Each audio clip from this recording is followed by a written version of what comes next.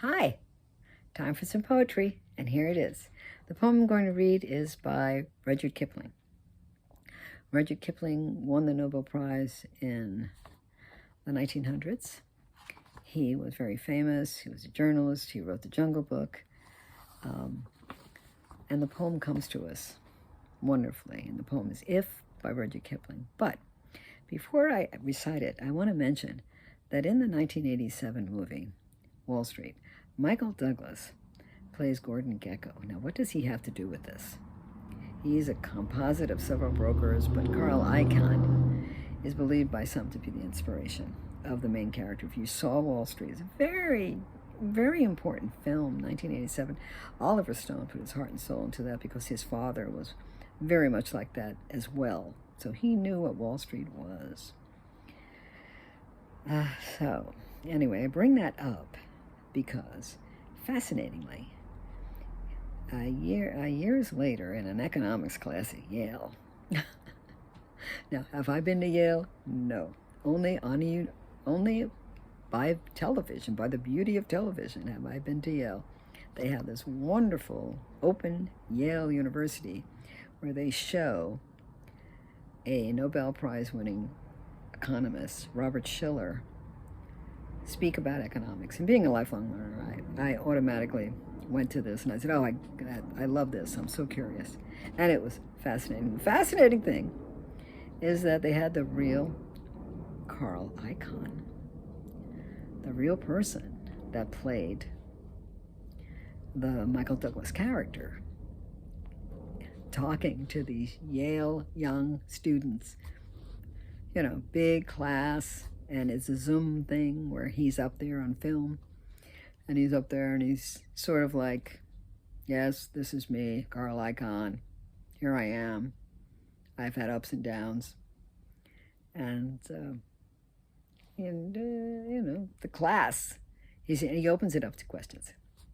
And these young students, they start growing for the throat because they go, hey, we've read some very controversial things about you. And they put him through the paces. They really do. And he says, okay, he starts to answer them, but he basically gets around it. He sidesteps. He, says, I didn't do anything wrong. He never felt he did anything wrong. But he was a corporate raider. He goes, oh no, everybody wins with corporate raiding. No, not necessarily, but from his point of view, they did.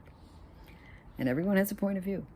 But anyway, the thing is, after a while, after several classes, after several students, one of them said, by the way, how do you get past this? How do you deal with the ups and downs of the stock market? Because these are all future stockbrokers. And he said, oh, I turned to the poem If by Rudyard Kipling. I recite it every now and then. It's very comforting, very healing. It helps me. And so he starts saying some of the lines of it, and I will do my best to say some of the lines of it. And after he said some of the lines, and the students said some of the lines, and then Robert Shiller says, oh, I love that poem too. I'm going to print it out for the class. Everyone should, read this. Just for your information, when I taught high school, I definitely had my students memorize this poem because it's one of those poems that you can have with the ups and downs in your life. It's one of those poems, if you have it there in your mind, it will be handy. I've also sent it out to many, many, many people when I knew they needed a little inspiration. Not to all, not everyone, but people I knew who would appreciate it. And I've never regretted sending it out, and I've never regretted having my students memorize it because I knew it would help them. And so here it is, and it's kind of long, so I would say, bear with me, but if you want to see a beautiful version, Michael Caine says it very well online. Also, you can just type in If by Rudyard Kipling and it will print out So put it up somewhere where you can see it and say, oh, okay. Especially if you want to understand from the soul this man wrote this poem. It's really right from his soul. He's saying something very close to his heart. So here it is, If, by Rudyard Kipling. If you can keep your head when all about you are losing theirs and blaming it on you, if you can trust yourself when all men doubt you, and make allowances for their doubting too, if you can wait and not be tired by waiting, if you can be lied, don't deal in lies, or being hated, don't give way to hating, and yet don't talk too good, nor talk too wise. If you can dream and not make dreams your master, if you can think and not make thoughts your aim. And here is my favorite line, and I'm going to just stop and point it out.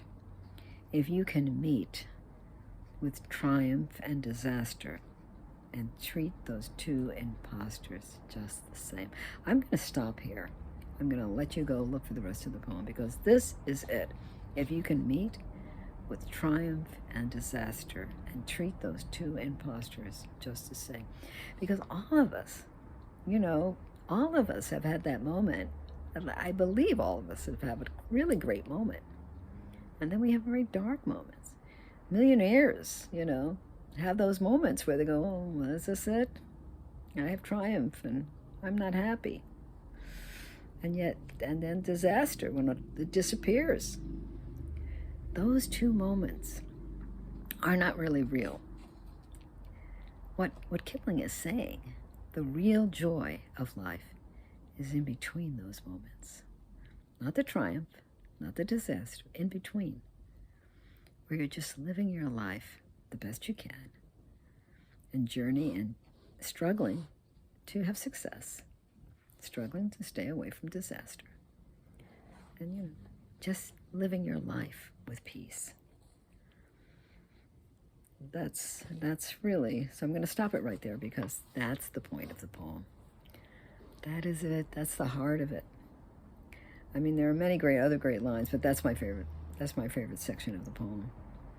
And as I said, it's online. Michael Caine reads it beautifully. And if you go on to that Yale class, as I said, Yale, Open University, marvelous. Robert Schiller, amazing. That class, fascinating. He has 2 classes. It's the first version of that class. Just go through the sessions and look for Carl Icahn visiting guest speaker. Fascinating. There he is, Gordon Gekko, explaining that he gets by reading If. And it explains the power of poetry. I know most people don't understand the power of poetry, but see, a man like that does. How does he recognize the importance of that? There is a stockbroker, right? You think, oh, stockbroker, they don't have any soul. Yes, they do. Yes, they do. They understand. They've been up, they've been down. They run this country, right? Stocks, they're so important. I mean, we should really all understand stocks, because it is the gist of what makes the economy. Business is everything. And so it's really important for us all to be aware of economics. And I didn't mean to get into economics, but being a lifelong learner, as I've confessed, everything interests me. Forgive me. But, okay, on this note, I want you to get that piece of paper and say, if what? If you can live your life again, would you? If I could see that person again. If. Have a good night. Bye.